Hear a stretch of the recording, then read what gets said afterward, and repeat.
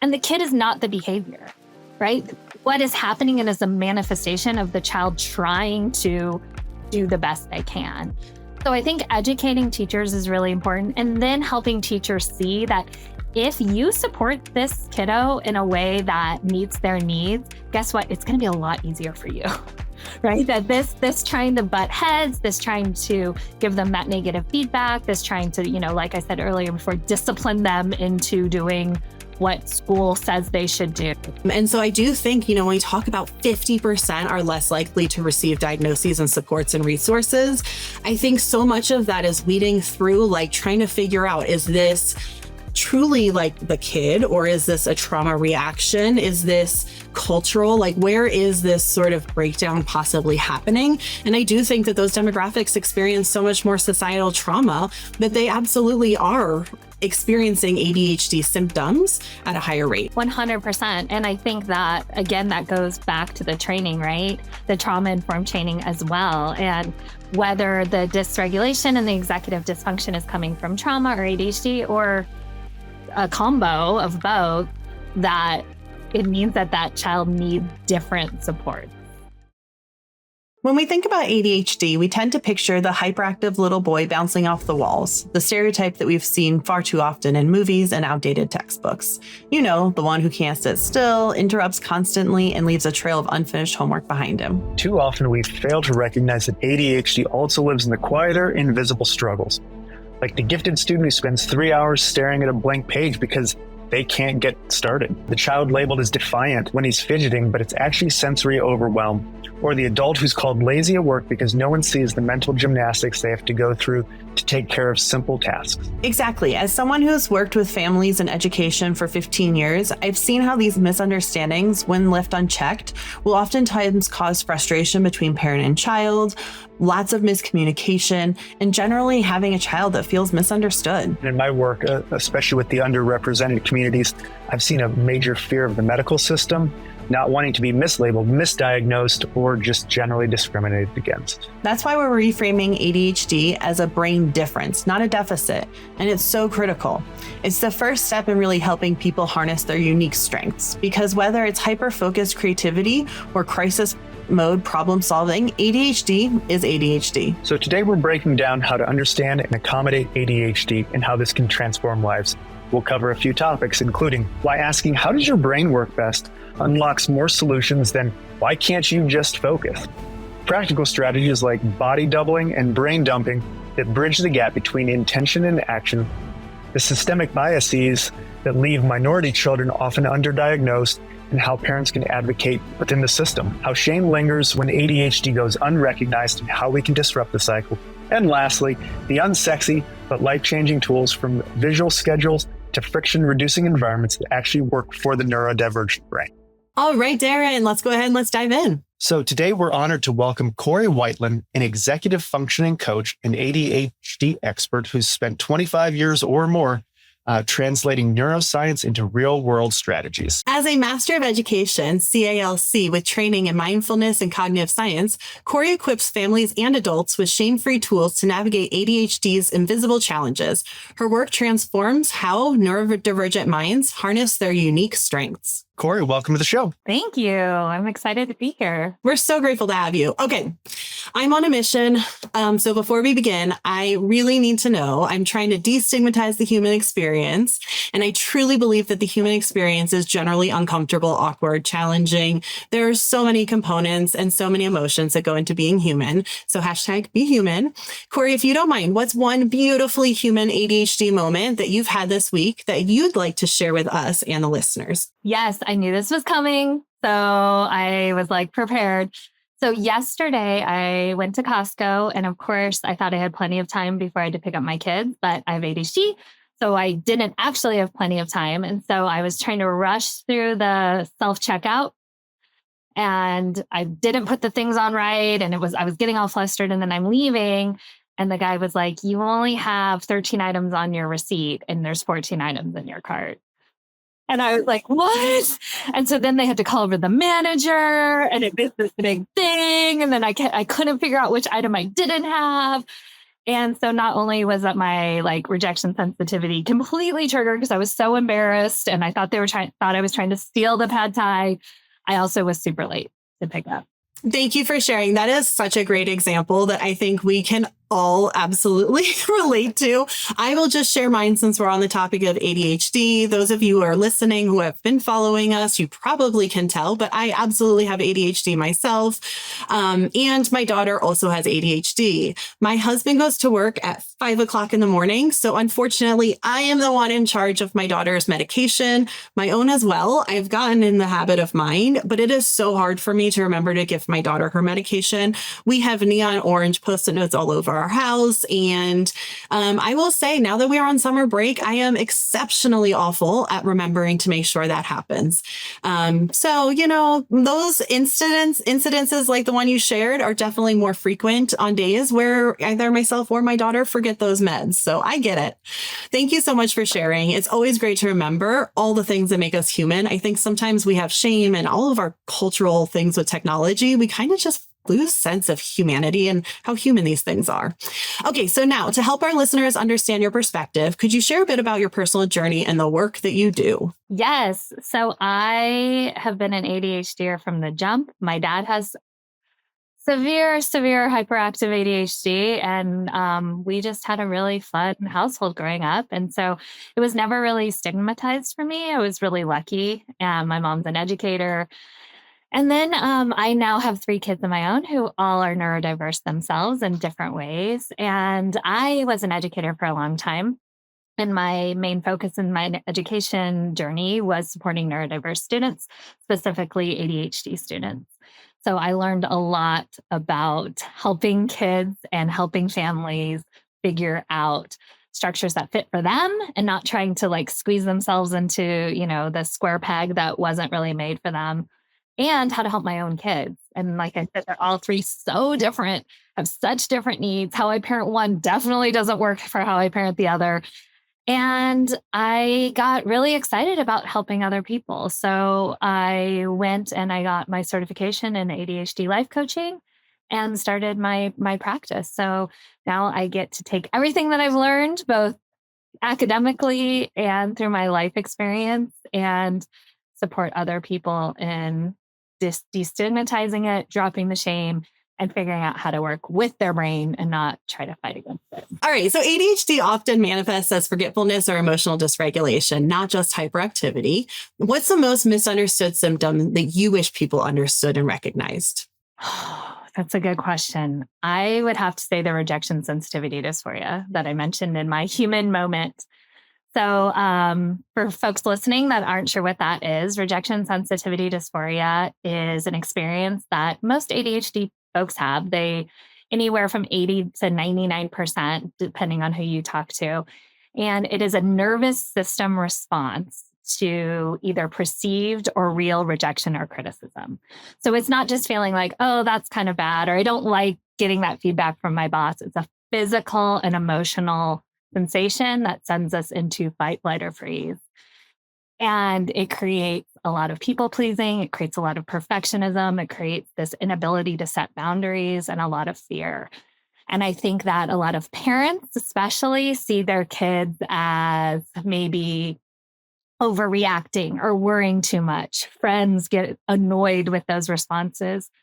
And I think a lot of people have built a lot of that shame for them. So being able to kind of see, oh, this is actually a way that my body reacts and my emotions react. And I can build tools to help care for myself and help treat myself kindly and help build some of those boundaries, even if they're a little uncomfortable, so that I can respond rather than react, can be really, really important. And I will say, as soon as I kind of went through my own mental health journey, once I started medication, I didn't start medication until I was 32 for my ADHD.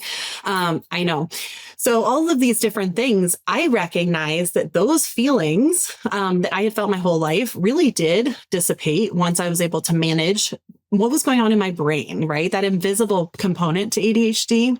So I guess my next question for you is, how does undiagnosed ADHD create that vicious cycle of anxiety and underachievement? Oh, so I work a lot with adults, and I work a lot with adults that are newly diagnosed or self-diagnosed. And it's this aha of all my life, I've been getting this negative feedback for things that I couldn't control. And I just tried to control them. And the more I tried to control them, the worse I felt. And just being able to have that diagnosis just drops that shame. I say they take off this giant backpack they've been carrying. So kids with ADHD, whether they're diagnosed or not diagnosed, get 20,000 more negative messages by the time they reach middle school. And note, and you think about every day, where's your backpack? Oh, you forgot your water bottle again? Oh, this is taking, all your friends are finished with their homework. Why aren't you finished, right?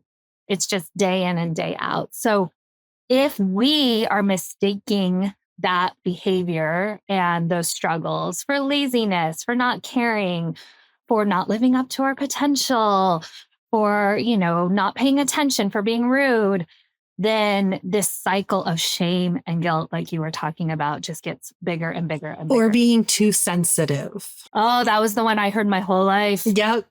I think that's an ADHD lived experience that we all share. Yeah. Oh, I had friends in 10th grade that dropped me because I was too sensitive.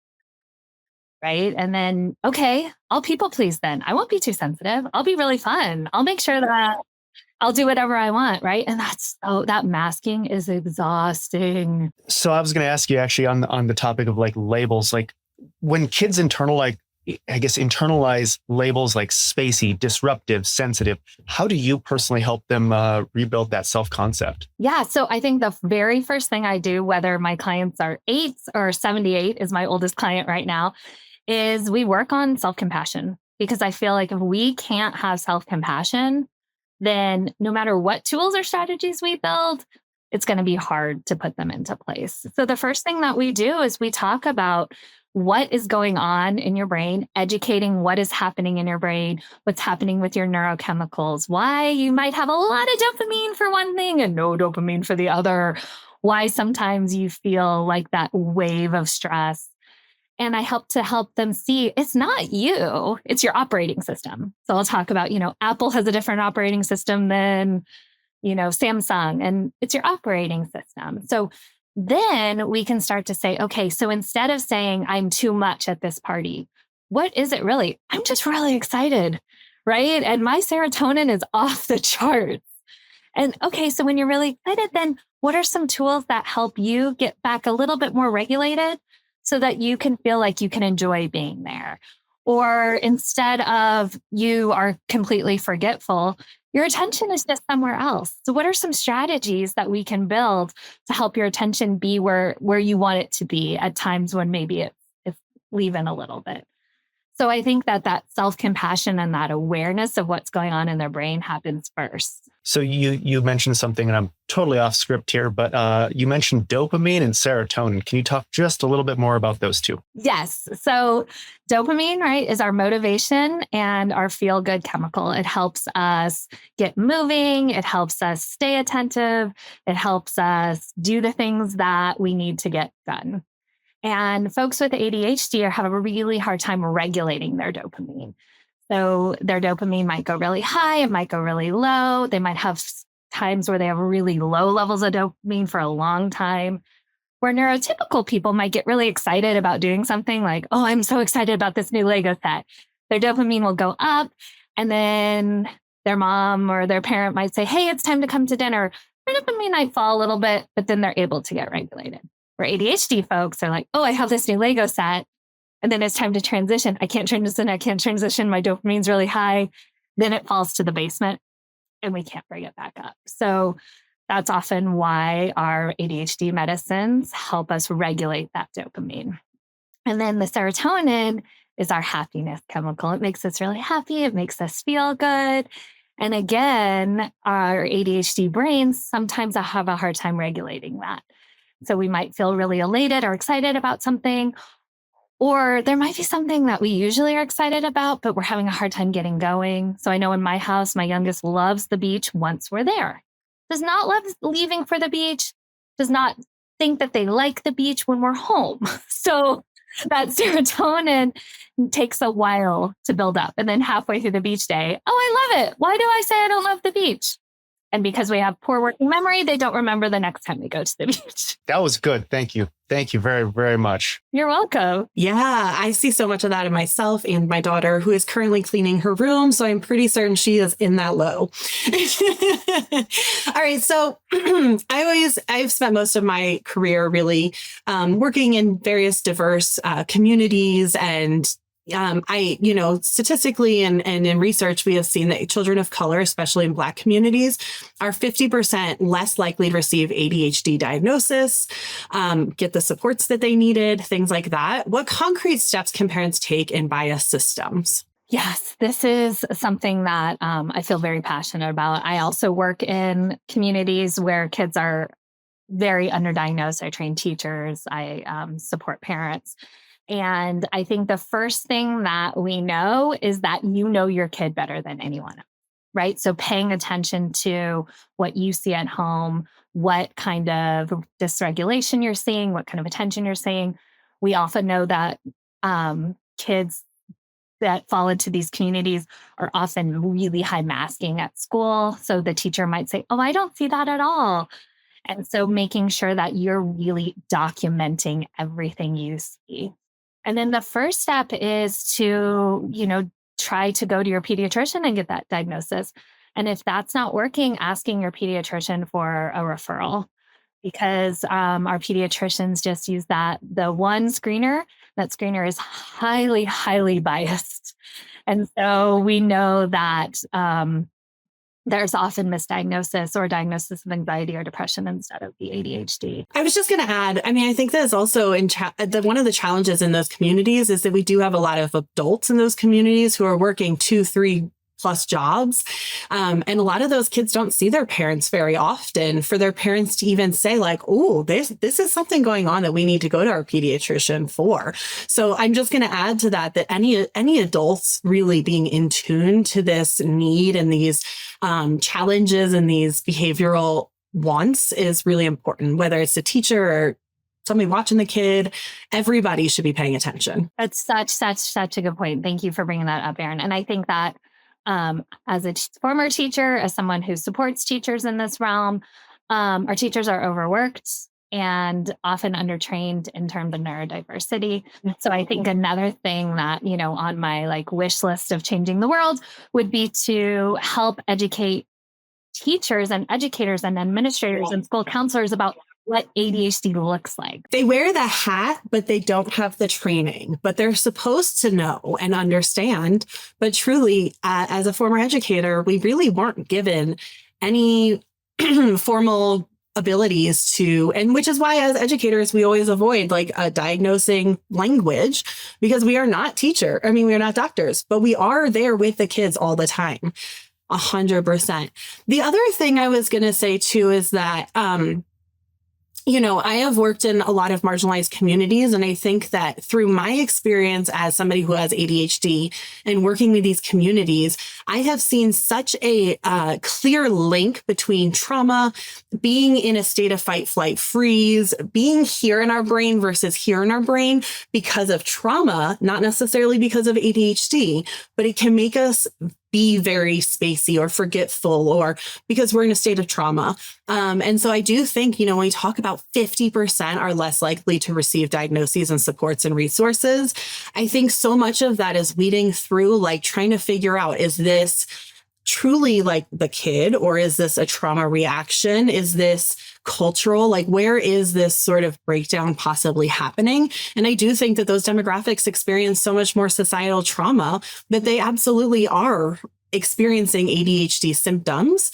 at a higher rate. 100%. And I think that, again, that goes back to the training, right? The trauma-informed training as well. And whether the dysregulation and the executive dysfunction is coming from trauma or ADHD or a combo of both, that it means that child needs different supports. And just trying to, discipline the kid into paying attention or moving the child's clip because they didn't finish their work in time is not going to do. And I try with my own daughter very hard to explain to her, "Oh, you're here. You're not here. You're not here, and you're getting upset about this thing or whatever is happening. Think about where you are in that brain. And we want to make sure we're getting to that frontal lobe." let me ask someone like some gender differences, boys and girls. Like girls often present as chatty, daydreaming. What subtle signs should parents and or educators be looking for specifically for girls? Yeah, I think this is a really interesting topic, especially right now when we're, thinking about gender, how gender presents in general and the construct of gender. So when I think about this, I think about my own family. So I have two girls and a non-binary child, and my middle girl is so hyperactive from the jump. She was 3 when she was diagnosed. She couldn't sit still. While my youngest, who was assigned male at birth, was very daydreamy, quiet, chatty. So it's interesting for me to see those two sides in a very different way in my family. So when I think about looking towards those, marginalized communities, and especially girls in our life, is that I think about them as that daydreamy, that chatty, that really super sensitive. They're often very perfectionist. They often follow all the rules. And then as soon as they get home, they just fall apart and crash. So many of my clients and myself, I would say with one of my kiddo at least, goes to the classroom, they can't do anything. There's a trail of stuff around our house. Their house is a mess, or their bedroom's a mess. And the teacher's like, that's so funny. I would say they're like the ideal student. They're perfect in the classroom. And the parents are left being like, what is happening? What did I do wrong? So I think that for both educators and parents, if there's that big disconnect between what's happening at school and what's happening at home, that's something to really look into and really be cognizant of, because that kid is probably really holding it together the whole time at school. And they're just exhausted by the end of the day. Like, now I can let it out. Yeah, that prefrontal cortex is like, oh, and we can, as adults, we can relate to that feeling. Like, I know sometimes we leave that stage and we're like, I can't remember what it was like. But I think about like networking events, right? I find them to be, I'm a social human, but I still find them exhausting. I come home and I'm like, don't talk to me. I'm sitting on the couch. Like, I'm done. I'm tapped out. It's that same thing for kids, right? And I think the other thing to bring in here too is they're not just like overwhelmed in whatever examples you might have, but it's also like in a sensory way, right? So it's like my daughter by Thursday, Friday, she'll have headaches because her classroom is so loud for her. We have little earbuds that she wears now in school that kind of muffles some of those sounds, and that has helped so much. But like the talking, the movements, all of the things is so much for her to process on the day to day. The other thing I was going to mention too is early signs and symptoms. I think for girls, I wouldn't say always, but sometimes we can see it in like I describe it for myself, having too many tabs open in my brain, right? If you were to look at my brain, I would have 8,000 tabs, just like I have on my computer, no matter how many times my husband tries to lecture me. But same thing, like I probably first noticed my daughter's ADHD, and my husband and everybody thinks I'm crazy, but like 6 months, 9 months, I was like, oh, she's got ADHD, because we would go to like those indoor play areas. And before she could even walk in, she would have to just stand there and observe all the things for minutes, like maybe even the whole time we were there. But she would tell you exactly what every kid's wearing, all the things that happened while we were there. She was really honed in on a lot of those details, but she wasn't immersing herself into those spaces. And I was like, ooh, she's got those tabs open already. And I think I officially said something to a doctor at like 1.5 or 2, but I would like waited because I was like, they're going to think I'm nuts. And we didn't start medication until she was 8, until we actually saw it impacting her schooling and such. But it's just really interesting to see the diversity and the differences, because again, it's not cut and dry. It's not like boys are necessarily always hyperactive. I have definitely seen in my career boys who are very much those observer types and overstimulated by the senses and things like that, for sure. My daughter, when we went to the ESPN zone when she was 5, we walked in. I don't know if you've ever been to one of those. It's like a million TVs all showing a different. And she walked in and she like stopped and was looking around. And I was like, what's going on? She's like, this is like my brain. So now I think about that all the time. Like, and now she's 16 and she talks a mile a minute, and, she'll jump from one thing to another thing. And Like, oh, the TVs, they're all on today. Okay, ESPN. ESPN zone, calm down there. Here's the question. 40% of schools lack proper resources. What's a policy change that would make the biggest difference in your opinion? I think there's probably a question later on this as well. In a perfect world, we would not have this one size fits all of how we educate kids. In the perfect world, we would have kids come in the first week of school. Teachers would get to know them. They would get to know what motivates them. They would get to know what struggles they have. We would have small enough class sizes that they could do that. And kids would be able to create a schedule that works for them. We know that that some kids don't wake up until later, especially with ADHD, that our circadian rhythms are off, right? Or different. So if those kids need to do the heavy lift of work in the afternoon and need to rev up in the morning, they can. Or we know some kids have that lull after lunch. And they'd also have seating that supports them. They would stand up. I'm standing up right now at my desk because I can't sit down all day. So they could stand up, they could sit down, they could lay on the floor. They could, show you their learning, not necessarily in the way that you want them to, such as a multiple choice test or, fill in the blank. They could maybe talk to you about what they've learned. They could create art about what they've learned. And we would see, I think, so much more growth in our neurodiverse students and so much more happiness and such less friction in the class. So that's the question of a perfect world. I feel like what all of you're talking about really comes down to like ADHD overwhelm. And honestly, I think it's for me personally, one of my biggest hurdles with ADHD is there are definitely times where I'm like, oh my God, my to-do list is so big. I don't even know where to start my to-do list. So I'm going to sit and do nothing today because that I can do. Or go do the one thing that I don't actually need to do because then I'm productive. Yep. Or go find some friends who want to cause some trouble. For sure. And I think that like every time I work with ADHD kiddos or my daughter or whatever, I really try to remember that ADHD overwhelm. It is not the same thing as an overwhelm for normal kids or whatever normal kids are. But like the overwhelm can really look different based on where your environment is. And sometimes like giving them those steps and that flexibility to just get started to get over the overwhelm is super crucial. I'm also going to agree with you. I have a stand-up desk in my office, which is downstairs, but also to the right of me, I have a walking desk that I used to have in the classroom that I got as a donation once.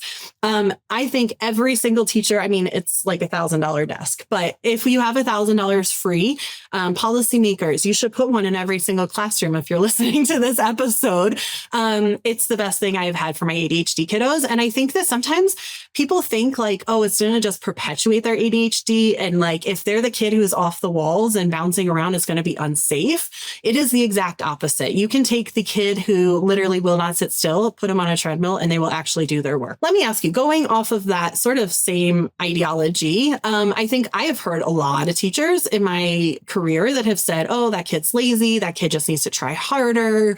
That kid's not motivated. That kid is not as smart, like all of these things, obviously behind closed doors, but I have heard in my career. I have some thoughts on ways that we can counter that, but what are you thinking? Like if we can go into every teacher's brain, how can we rewrite that narrative? How can we help them to understand what's really going on? Well, I think, and I do hear this from teachers because I do work with teachers, right? So the first thing that I think is to validate. It is hard to be a teacher right now. And it is hard when you have a kid that has completely different support needs than the other 30 kids in your class. So I validate that. And it's hard when you have 30 kids in your classroom and you're a teacher, period.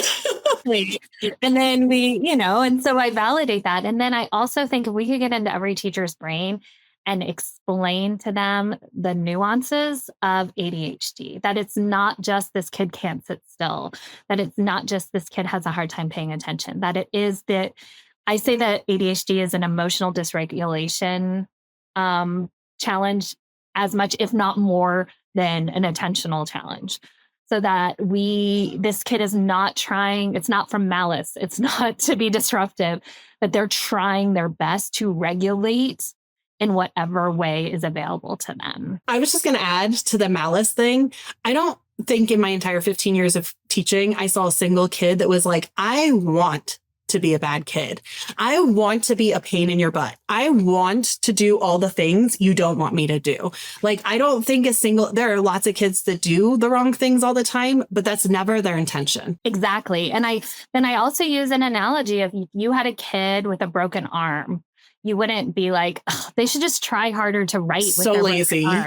Right? They're so lazy. They have this big cast and they're not even trying. Or if you had a kid that had diabetes, you wouldn't say like blood sugar. Right? Like, I can't believe that their sugar is low and that they're on the ground right now. Like, come on. Well, we take it personally, right? Like in those words that you're saying, I'm like, that feels so personal. But we take ADHD behaviors as the adults in the room so personally. Exactly. And it's not, right? So for them to see that, and the kid is not the behavior, right? What is happening is a manifestation of the child trying to do the best they can. So I think educating teachers is really important, and then helping teachers see that if you support this kiddo in a way that meets their needs, guess what? It's going to be a lot easier for you. Right? That this trying to butt heads, this trying to give them that negative feedback, this trying to, like I said earlier before, discipline them into doing what school says they should do. But that's so hard because we're in this like timeline of our history where we were really mean to kids and strict and firm. And then we were too gentle of parents, maybe. I don't know if that's a thing. But now we're like here where we have this divide of like people who are like, we should still abuse our children. And then there's people who are like, no, you should understand your kids to the fullest and not assume any of the, whatever. And it feels like, yes, it doesn't have to be or, it can be and, right? Like my kid has ADHD. I hold her to a very high standard. I make sure she struggles with her own accountability. So I make sure I show up in extra accountability for her. It doesn't mean anything about her per se, it's just, it is what it is. And it's not like she's like, oh, if I sneak this by my mom, she'll let, that's never her thoughts. Right. And that's another like part of ADHD is the lying, the mistruths. And I hear that a lot from teachers and a lot from, they're just lying. What's wrong with them? So we're also talking about where do those just, untruths come from? Again, emotional regulation, forgetting because we have bad memory and we're like, maybe, sure.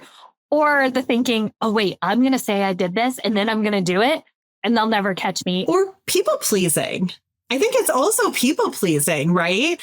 I think a lot of kids in general lie because they don't want to get in trouble, whether it's ADHD or not. And I think going back to this juxtaposition of parenting styles, I think the more we can say, like, I'm not here to judge you, man. Like, I don't care, kid. Like, I made these mistakes too when I was a kid. I'm not here to judge you. I just want to make sure you get on the right path because nobody was honest with me about these things, And so I think that's truly the best approach that we can get into that middle gray area. Yeah, for sure. All right, Corie, another question for you. Can you teach us one quick brain hack for homework battles at home? Oh, homework battles. We've all been there. Yeah. Nobody ever has those. Like, I don't know. I've never heard of homework battles. I'm just kidding. Every single day in my house. Okay. I'm going to do two quick ones that go together. So the first one is motivation stair steps. So do not go from something super highly exciting and motivating to homework. When we do that, we, like I talked about before, the dopamine just crashes and we set ourselves up for failure. So I would suggest to literally write down stair steps of dopamine. So maybe the highest is video game, homework's down here. What are some things that are in between? Maybe it's Legos, maybe it's reading a fun graphic novel and then homework. So you're already setting yourself up for, okay, I'm pretty regulated right now. And then my favorite is body doubling. And I know it's so hard for parents. That's what I'm going to do with my daughter after I'm done with this podcast, because I know her room's not getting cleaned right now. So I'm going to take my computer and sit in her room and just work while she works. Exactly. Just sitting next to your kiddo, and you do not have to be doing what they're doing. We know that our brains get to borrow that regulation and get to borrow that motivation from the other person. So I'll have my kiddos do their homework at the kitchen counter while I'm cooking dinner. And also then we set timers, and every once in a while we stop and go, okay, do we need a movement break?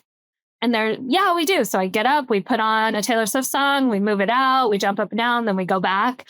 Or they'll say like, no, I'm good. I'm in the zone. Okay, great. Keep going. So doing those two little hacks can really set us up for so much more success and so much less friction. I was going to also add for like a lot of ADHD kiddos that I have seen in not home spaces, but in school spaces, I have seen like timers really work effectively. I think that timers give them that like accountability to check in and say like, okay, how am I doing pace wise here? Otherwise, like they'll be like, oh, I'll just do it later and never get to it. Right. Has to be visual. They have to be able to see the time moving. Right. And then the other thing I was going to say too is to-do lists. I know like for my daughter, a lot of times she forgets, like even today she had her whole chores list and she just has to check back into it. I know for me, to-do lists, having anything in writing, my daughter's morning routine, we have a check sheet for her to how to clean her room properly to, they just need like, they want to hold themselves accountable, but they just don't know sometimes how or what the expectation is. Right. And then the other thing too, is just really remembering that sometimes they're forgetful. And then also like their intentions are never poor. I think, coming back to that idea of like, I always felt guilty as a kid. The more we can go through these challenges or these quote unquote battles with our kids, but still keeping their dignity intact and helping them understand that their own humanity is happening right here. And these are the things that help you best with your own humanity. 100%. Yeah. So, okay, let me ask you, what gives you hope about the ADHD awareness that's happening these days? It feels like, a lot of people are a little freaked out, like autism, ADHD, they weren't so prevalent before. I disagree. I think they've always been around. We just understand it more now and we're able to diagnose it more now. And we're really able to help kids navigate it better now. So what do you think? What gives you hope about ADHD awareness right now? I think the big thing that gives me the most hope is how many adults are being diagnosed, right? We know midlife women are the highest population to be diagnosed. Oh my God. Every week I have like 10 friends that are like, okay, tell me about your meds. Tell me about how you got diagnosed. I definitely have it. You're 40. Right. Well, I mean, we could have a whole other podcast. I was actually on a podcast about perimenopause and menopause and all of the things that happen. Yes. But so I think the more that our adults realize that all of this stuff they've been holding on to their whole life is actually ADHD, that they build more compassion around it, right? And then they exactly, you have 10 friends who tell your friend 10 friends who tell your 10 friends. And so we start to see people in our lives who are, keeping jobs, who are happy, who are functioning and happy. Yeah. Yeah. Living, thriving in life, who have ADHD. And it starts to destigmatize this like 6-year-old boy who can't, who's jumping off the desk. So I think the more people have awareness and the more adults that get diagnosed, either, like I said, I'm a big proponent for self-diagnosis, if that's where you are, the more compassion we have and the more community we have. And I think that that's spreading out now. And I also do think the backlash for the neurodiverse community right now is building this like safe wall around that we all feel like we want to come together. We all feel like we want to educate people. We all want to educate ourselves even more. So as much as the backlash really scares me and makes me very uncomfortable, I do feel like it is bringing community together. I think it's like our hitting rock bottom, right? Like we're going to get the R word out of our vocabulary after we hit this rock bottom. We're going to just kind of be more neurodivergent, understanding and educated. Would add to what you were saying is if you are a parent yourself and you like your kids are going through the diagnosis and you are yourself questioning your own diagnosis, I would say explore that. So my dad, when I was first diagnosed with ADHD, I was a kid. I said I didn't take medication until I was 32, but I was diagnosed my whole life. And my dad read a book when I was probably like 10 years old. And he was like, I see myself so much in that book. And then that was it. And as an adult now who is 40, I'm like, you've spent 30 years now with this information and you have done nothing to actually better yourself.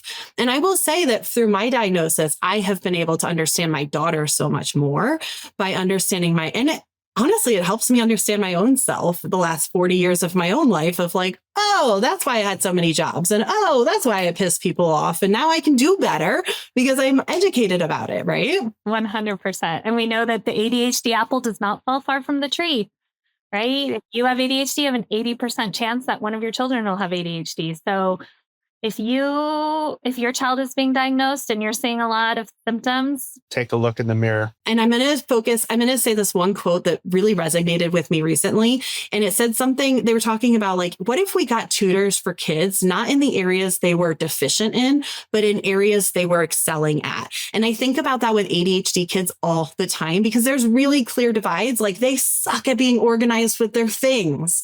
Their handwriting's a mess. Their desk is a mess. Their backpack's a mess, whatever. I probably have spoiled milk in my daughter's backpack downstairs right now, right? But these are the things that are really amazing about it. And if we can really focus on that, those other things will eventually catch up. 100%. And that's what I do with my clients, right? I figure out, okay, what lights you up? What are you really great at? And then how can we borrow from that for the things that are struggling?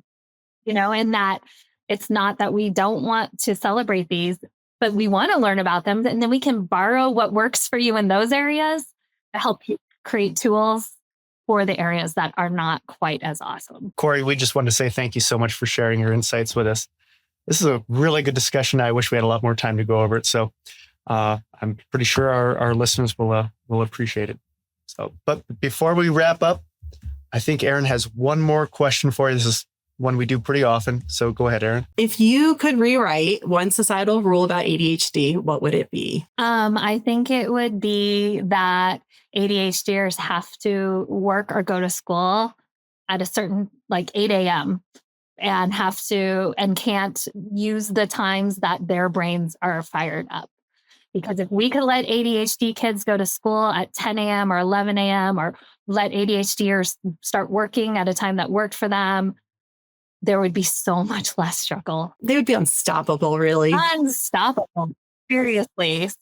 Or the ADHDers that slump in the afternoon, if they could go take a nap and chill for the afternoon and come back and work till 10 o'clock at night. So that would be my societal rule, is that we should not have these strict times for ADHDers and let them work when their brain wants to work. I will just add, as an ADHDer, structure is super important as well. So I do not think Corie is saying forget structure and just like have a free for all, but really like making sure that structure is actually in alignment with what their needs are and what their like productivity cycles are, for sure. Exactly. Thank you again for joining us today, Corie, and all the incredible work that you do. As somebody who has been in the classroom and seen how little supports there are for our ADHD kiddos, the work you are doing is really meaningful and impactful.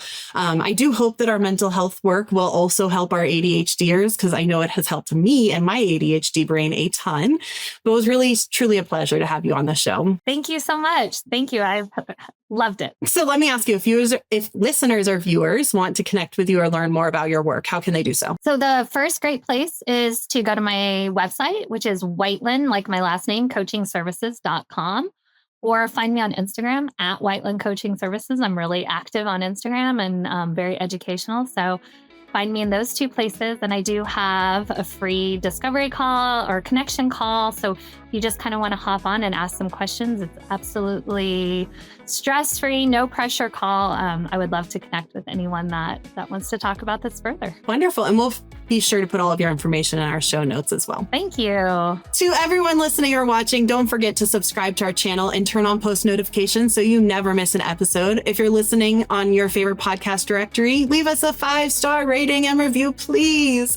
If you have any expertise in the mental health arena, education, social justice, or just want to be on our show, email us at unplugged@undomindset.org with Undo Your Mindset in the subject line. We're always looking for voices like yours to amplify. And don't forget, share this episode with someone who might find it helpful. Somebody who's struggling with an ADHD kiddo and is looking for some of these really quick insights to help get their family on track.